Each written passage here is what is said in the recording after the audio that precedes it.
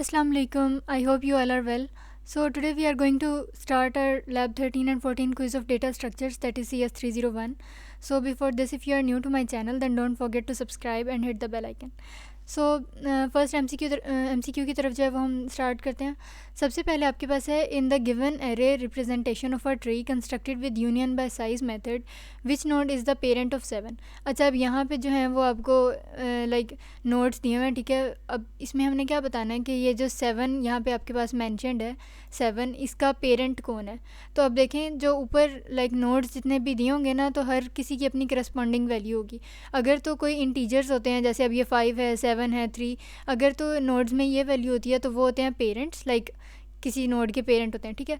और अगर तो -1 वैल्यू है तो हम कहते हैं कि इसका कोई पेरेंट नहीं है, या फ़िलहाल ये जो है ये सेपरेट इंडिविजुअल आइडेंटिटी के तौर पे ही पड़ा हुआ है. तो फ़िलहाल यहाँ पे वो आपसे पूछ रहे हैं कि 7 का क्या पेरेंट है, कौन पेरेंट है. तो यहाँ पे अब देखें 7 के ऊपर नोड में क्या वैल्यू स्टोर्ड है, 5, तो इसलिए इसका पेरेंट कौन है, 5. तो ऑप्शन ए जो है वो आपके पास ठीक हो गया, ठीक है. अच्छा, अब नेक्स्ट है in binary search algorithm if the value being searched is greater than mid then updated low for the right half will be computed as. कि अब जो लो की लाइक हमने वैल्यू फाइंड करनी होती है तो वो हम कैसे फाइंड करते हैं. तो अब यहाँ पे देखें कि जो न्यू लो हम फाइंड करते हैं, न्यू लो या अपडेटेड लो एक ही बात है.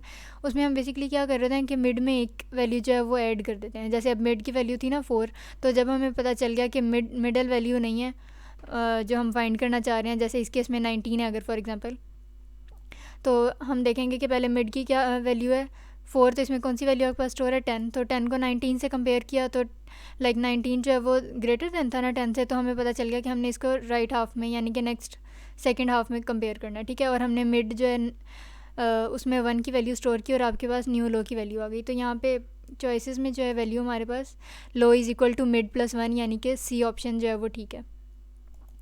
अच्छा, नेक्स्ट है in union operation the root of one tree points to the dash of other tree. तो आपने ये याद रखना है कि हमेशा रूट्स जो हैं वो एक दूसरे को पॉइंट आउट करती हैं, ठीक है. तो अगर फॉर एग्जांपल कोई ऐसा सीन भी बनता है आपके पास जिसमें रूट नहीं बल्कि उसके अलावा किसी और चाइल्ड नोड की फॉर एग्जांपल आपके पास यूनियन का वो कह दें, तो हमने उसमें भी पहले रूट नोड फाइंड करनी होती है और फिर रूट्स जो हैं वो एक दूसरे को पॉइंट आउट करती हैं. तो यहाँ पर जो सी ऑप्शन है दैट इज़ रूट नोड, ये ठीक है. अच्छा, अब नेक्स्ट है binary search algorithm can not be applied to. अब जो बाइनरी सर्च एल्गोरिदम है वो किस पे अप्लाई नहीं हो सकती. Array sorted in ascending order, array sorted in descending order, या array sorted in any order, या फिर लिंक्ड लिस्ट. तो यहाँ पे आपने ये ऑप्शन बी जो है लिंक्ड लिस्ट, ये करेक्ट है. इसको हम हैंडआउट्स के अगर पॉइंट ऑफ व्यू से देखें तो यहाँ पे देखें the search operation can not work in the same fashion here because binary search work only for arrays. Because the linked list may not be contiguous in memory, normally its nodes are scattered through, therefore binary search cannot work with them. अब basically क्या होता है कि link list में array की तरह एक मतलब बिल्कुल कंटीजियसली बिल्कुल एक दूसरे के साथ जो है वो मेमोरी में सारी आइटम्स जो हैं वो डेटा आइटम्स नहीं पड़े होते, वो सिर्फ पॉइंटर से पॉइंट आउट कर रहे होते हैं और वो मेमोरी में स्कैटर्ड होते हैं कहीं ना कहीं, ठीक है. तो जो लिंक लिस्ट है उसमें बाइनरी सर्च एल्गोरिदम जो है वो वर्कआउट नहीं कर सकती. अच्छा, अब यहाँ पे आपने एक बात याद रखनी है. अगर क्वेश्चन में ये होता है like binary search algorithm can not be applied to, और इन सब ऑप्शंस में लिंक्ड लिस्ट की जगह लिखा होता कि एरे सॉर्टेड इन एरे अनसॉर्टेड या अनसॉर्टेड एरे या array which is not sorted, तो हम उसको भी टिक मार्क कर सकते थे. क्यों? क्योंकि बाइनरी सर्च एल्गोरिदम सिर्फ उसी डेटा टाइप पे जो है वो अप्लाई की जा सकती है, उसी एरे पे अप्लाई की जा सकती है जो पहले से असेंडिंग या डिसेंडिंग या किसी ना किसी ऑर्डर में सॉर्ट किया गया हो. अगर होता तो एरे लेकिन लाइक सॉर्टेड ना होता तो फिर भी हम उस पर बाइनरी सर्च एल्गोरिदम जो है वो अप्लाई नहीं कर सकते थे. सो खैर यहाँ पे आपके पास बी ऑप्शन जो है वो ठीक है. अच्छा जी, अब नेक्स्ट आ गया union by size is also known as union by weight. ये आपके हैंडआउट्स में गिवन है. अच्छा, अब नेक्स्ट है what would be the mid index if value 10 is find from the given array by using binary search algorithm. अच्छा, अब जब भी आपको मिड इंडेक्स फाइंड करने का वो कहेगा ना, तो आपने बेसिकली क्या करना है, ये जो सबसे ज़्यादा लो इंडेक्स है 0 और ये जो सबसे ज़्यादा हाई इंडेक्स है 8, इन दोनों को आपने ऐड करना है. जैसे बेसिकली हम एवरेज ले रहे होते हैं, तो 0 + 8 आपके पास क्या आ गया 8, और उसको 2 से डिवाइड कर देना है हर सिचुएशन में, ठीक है. तो जो लो मोस्ट इंडेक्स होगा उसको हाई मोस्ट इंडेक्स से आपने ऐड करना है और फिर 2 पे डिवाइड कर देना है, तो 4 आपके पास जो है वो गिवन इसका आंसर है.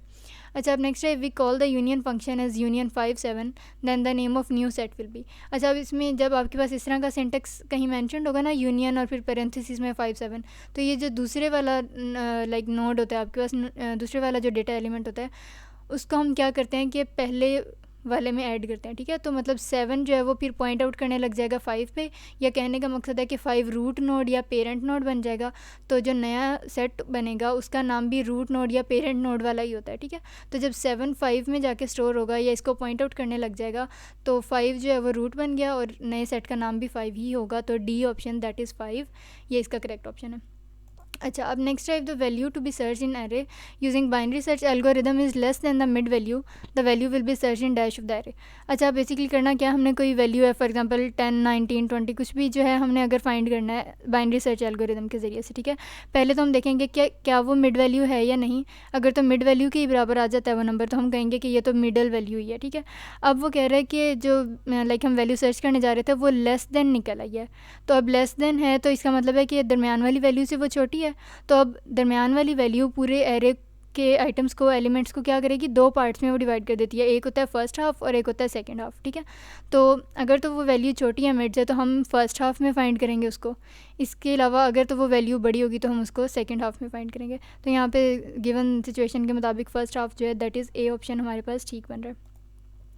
वेल अब नेक्स्ट आपके पास in the given array representation which nodes are without parent node. So I mention earlier कि जब आपके पास -1 अगर वैल्यू गिवन होगी किसी नोड में स्टोर होगी तो इसका मतलब है कि वो एलिमेंट्स जो हैं वो नोड्स जो हैं उनका कोई पेरेंट नहीं है फ़िलहाल, ठीक है। तो वो मतलब विदाउट पेरेंट नोड्स हैं। क्योंकि ये by default empty nodes like empty parent nodes की जो वैल्यू होती है ना बाय डिफ़ॉल्ट वो -1 ही है C++ में।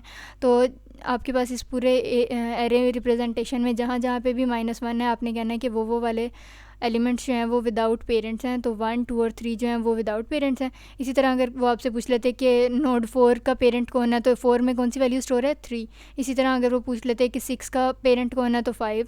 इसी तरह 8 का पेरेंट 7, 3 का पेरेंट तो आपने कहना था कि वो विदाउट पेरेंट। तो फिलहाल उन्होंने हमसे सारे पूछे हुए हैं कि कौन कौन से विदाउट पेरेंट नोड्स हैं। तो आपके पास 1 2 3 यानी कि ए ऑप्शन जो है वो करेक्ट है, ठीक है। अच्छा जी, अब नेक्स्ट है in binary search algorithm if the value being search is smaller than the mid then updated high. अच्छा, पहले हमने अपडेटेड लो फाइंड करना था और अब जो है वो बात कर रहे हैं अपडेटेड हाई की। तो यहाँ पे देखें ये तो अपडेटेड लो था और यहाँ पे देखें ये न्यू हाई। अब न्यू हाई जो है वो हम मिड में से 1 वैल्यू जो है वो माइनस कर देते हैं तो high is equal to mid -1, ठीक है। So that was all about lab 13 and 14 of data structures. इसमें अगर मैंने आपको कोई लग रहा हो कि मैंने क्वेश्चन गलत मार्क किया तो you can rectify me and if there is any sort of confusion then you can always drop a comment and I will answer your questions. Thank you.